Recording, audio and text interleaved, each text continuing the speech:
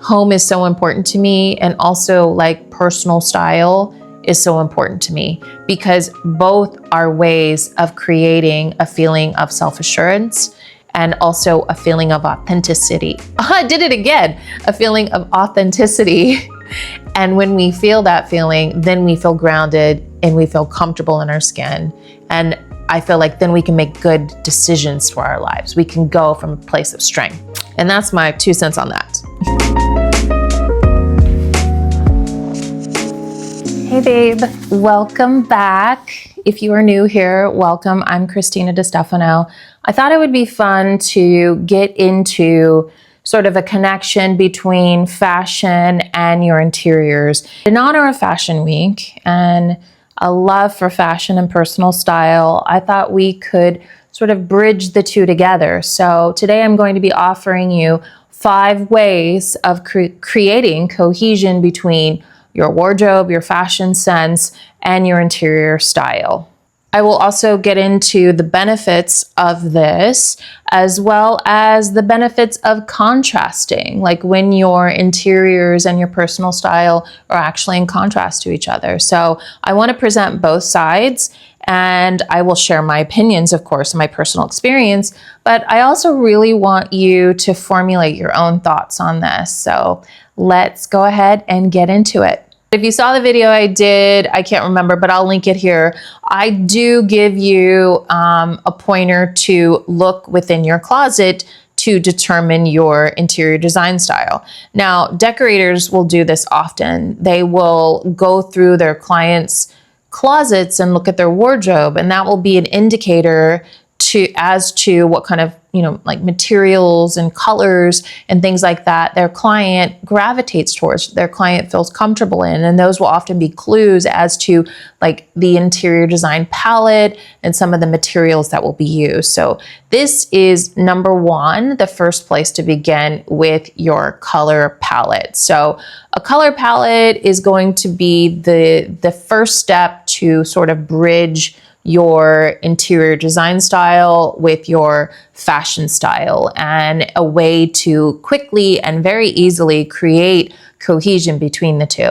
This is very near and dear to me, because I feel like for a very long time I lived so differently in my interiors than I did in my clothing, and often I felt like I looked out of place in my home when I was wearing my clothing. The only thing that looked in place in my home were like my comfy PJs, but anything that I wore on a regular basis felt and looked a little out of place in my home. And so it took some work for me to really kind of understand, what do I feel good? Number 1, what do I feel good wearing? What do I feel good surrounding myself with? And so that's why this is so important, because there are a lot of benefits to this. But as I said, there are some benefits to not creating that cohesion, which I also, well, we'll get to that part. Another thing you're going to look at, which I briefly mentioned, was looking at texture and fabric consistency. If someone enjoys wearing rich velvets or linen fabrics, I myself love linens, you'll choose materials that can then appear like in upholstery, throw pillows, like your drapes, or, to create that cohesive experience in the home. And that was one of the things that I actually mentioned in that other video, was I had a lot of linen in my closet. Anyway, the point being, I like natural fabrics, natural materials for the most part. And so I want to integrate those things into my home as well. Another thing is like personal style reflection. So for example, minimalist and maximalist. So you'll look at those 2 types of people. Someone who is a minimalist will appreciate a more minimal interior. Someone who is a maximalist will appreciate someone with a lot more going on in their home. And you may see that sort of thing translate into their interior design. A minimalist, when it comes to your interiors, may appreciate a minimalist type of wardrobe. And same thing with a maximalist, who may appreciate, several bracelets and bangles and mismatched patterns and more bold colors and things like that. They may prefer a wardrobe that expresses them in that same way as their home. I find that being a minimalist, I prefer not entirely minimal interiors. I like somewhere, a balance of that. And I also find it's the same thing with my clothing. I do not like things that are too fussy, and I don't like things that are uncomfortable. That mentality also translates in my home as well, which is why a lot of the materials, I'm an HSP, a highly sensitive person. And so a lot of materials that I will want to physically put on my body are going to have to be soft. They're going to have to be comfortable. They can't poke, they can't itch, they can't pull. And I feel the same way with my interiors at home. I want to feel safe. I want a serene, quiet sort of place. I want materials like on our sofa, blankets, pillows, things like that to be cozy and soft and like well worn and well loved, because those to me just create a feeling of safety, and they're soft, so they're soothing in that way. I also think like mixing vintage pieces with modern pieces, which is also very similar to my style, kind of reflects the contrast that I love in my own personal fashion. I will wear something like this sort of soft cashmere sweater with like these faux leather jeans. It's all black, so it has an edge to it, but yet it's very soft with something else that has like kind of like a tougher, I think when you think of leather, you think of like kind of tough and kind of like bad, or just someone who's maybe a little more rebellious, someone who's fiercely like independent and strong in their personality. And then I pair it with something that's soft. I will also pair something like, like faux leather jeans with like a beautiful sort of feminine top that may be like a cream color, like a cream silk top that feels very feminine, with something that feels also very, I don't even know if I could say this word on YouTube, so I'm not going to say it, but I'll just put the word right here, like that. Because that's what leather kind of feels. It feels a little bit like a bad beep, Can't say the word. I don't know if I can say the word, so I'm not going to take a chance.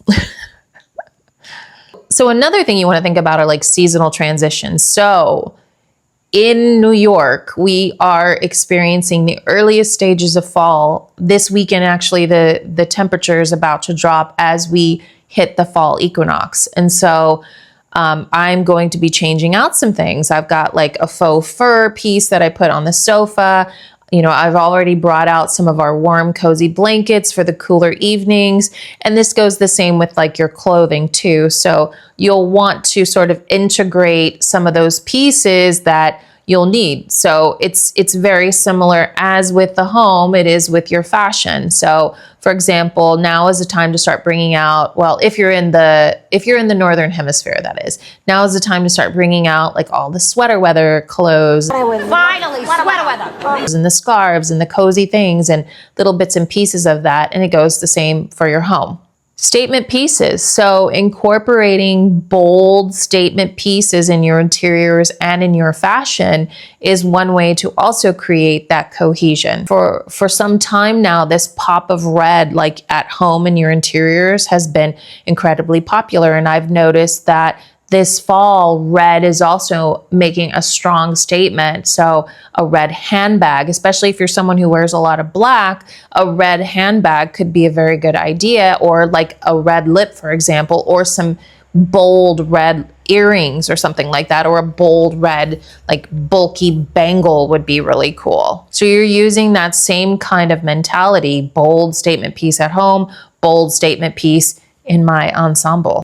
One of the things that I really appreciate and I really like about the fact that my home now has a cohesion with my fashion sense or my personal style is that I feel like I really am living authentically, because the way that I am now presenting myself to the world is also the way that I live at home. So I feel like I'm able to fully express myself in my home as well as out there in the world. It's like, if I'm not at home, like as such a homebody, if I can't be at home in my space, in my environment, then I'm going to create home on my body through my wardrobe when I go out there into the world. And that feeling of authenticity, I put the wrong emphasis on the wrong syllable. That feeling of authenticity makes me feel just much more confident. And I feel more grounded. And I think that as someone who comes up with a lot of creative ideas and is put into a position where I have to speak from a place of authority, like out there in the world, it is really important for me to have that grounded feeling of being authentic and true to myself. When we're not authentic and true to ourselves, whether it be at home or in our fashion sense, that can then foster feelings of imposter syndrome, which we all experience at some stage or in some form or another. But one way to help combat that imposter syndrome is to be more authentic, be more aligned and with who you are, and express who you are both at home and in your wardrobe and in your costume. So I feel like this is something that's really attributed to my ability to sort of like rise up and be successful in my life compared to the part of me when I was much younger, like in my 20s, and I had no sense of who I was. I was kind of looking at the outside world to tell me who I was rather than going within myself and trying to determine who am I, number one, and who do I want to be in this world? Because I'm a full believer that we can decide who we want to be. Your personal history is just that. It is behind you. It is your history.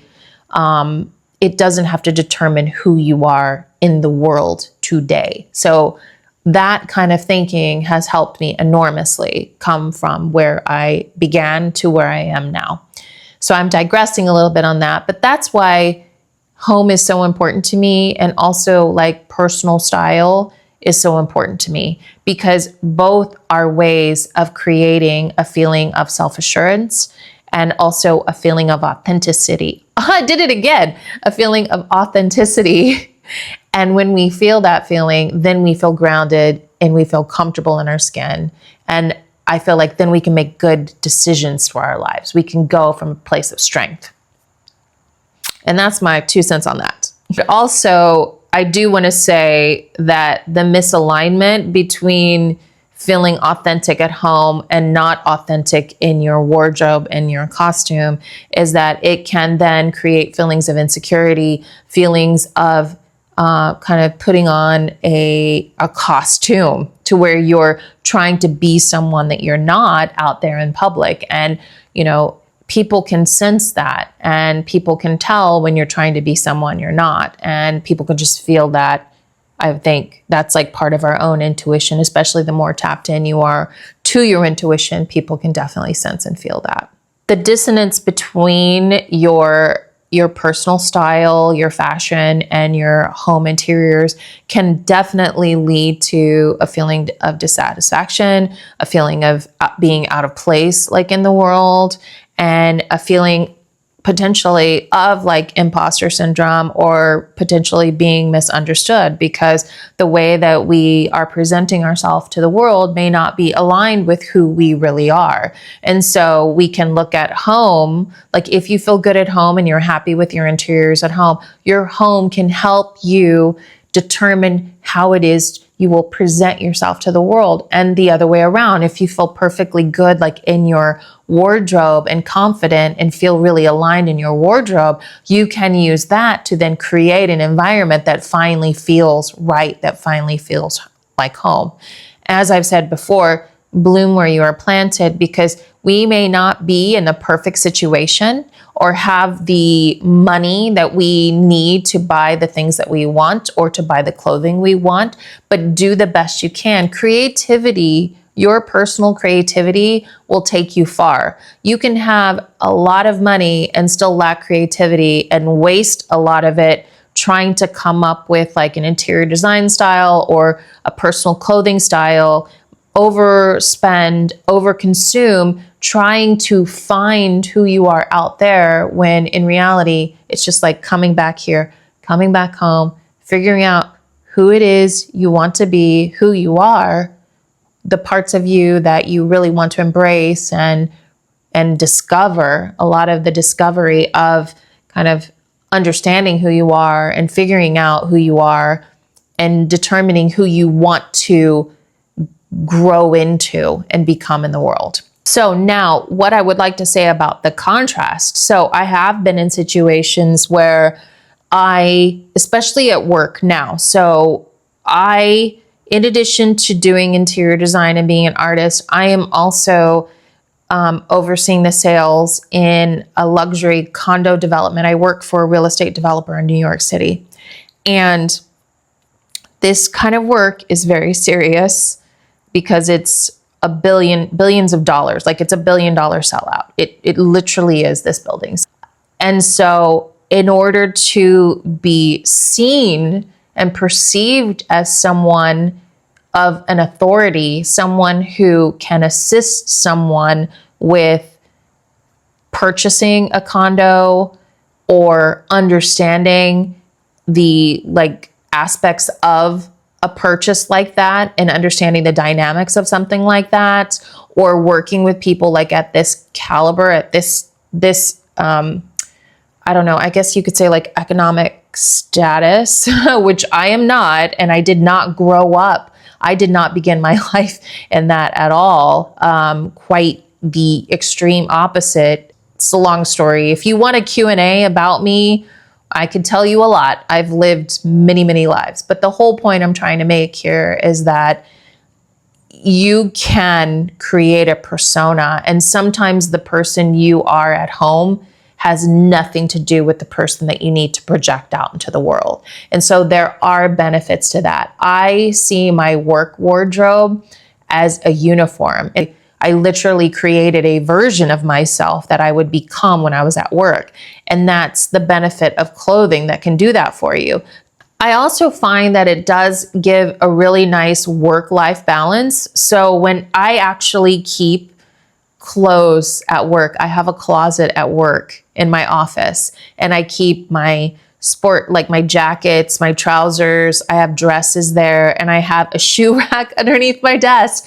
And I feel like that can then create a good work-life balance for you too, because it's like, okay, you're wearing this there, and then when you're at home, you're wearing these clothes, and you're in this environment, and then this feels right. So it can be a separation, and it can be a great way to have work-life balance. So that contrast can be very beneficial as well. I think a lot of it just really depends on where you are and what stage you are in your life. I no longer need to sort of be a persona at work. I feel like I've grown into that person, but the way that I was able to grow into that person was through my clothing and being very selective as to what I would wear, and if this kind of looked like whatever the character would wear. If that makes sense, it probably sounds really crazy, but I looked at that job as a character that I was playing, and I would look at each piece and think, does this piece support that character that I'm playing when I'm at work? It's kind of like a wardrobe stylist for a film. They create an identity for this character, right? The writer would create an identity for this character, and it's up to that wardrobe stylist to then create the entire wardrobe of that created character, which is what I did for myself. And that, by following that sort of like those rules that I created for my character at work and what that character would dress like and look like, I grew into that person. So there is something very powerful about the wardrobe and how you're presenting yourself out into the world, because if you're not that person yet, it does give you the ability to then grow into that person. And I don't really know which came first. I feel like the identity that I created with my wardrobe lended to the identity or the feeling of home that I've created here in this house. I've actually created the space for Jerry and Christina, two people that moved from Manhattan into a home in the country on 5 acres with the pond, and who wanted to create a life that was more calm and soothing and get away from like the hustle and bustle of the city. It was like this was the first true creation that I made for us. And I think that the persona that I created at work, that I grew into, was able to then come here and create this home, if that makes sense.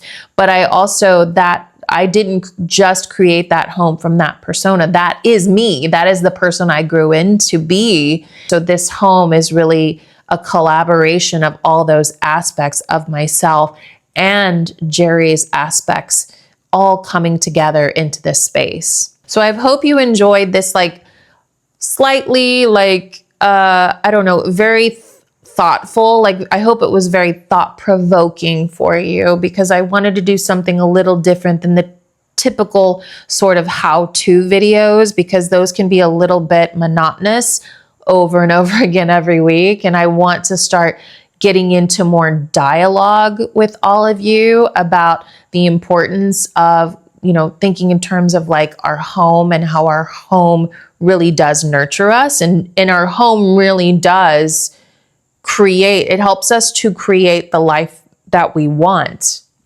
I feel that the work that we are all doing on our home is so important, because this is our foundation. This is our safety. This is our shelter. This is our nest. This is the place where we get nurtured.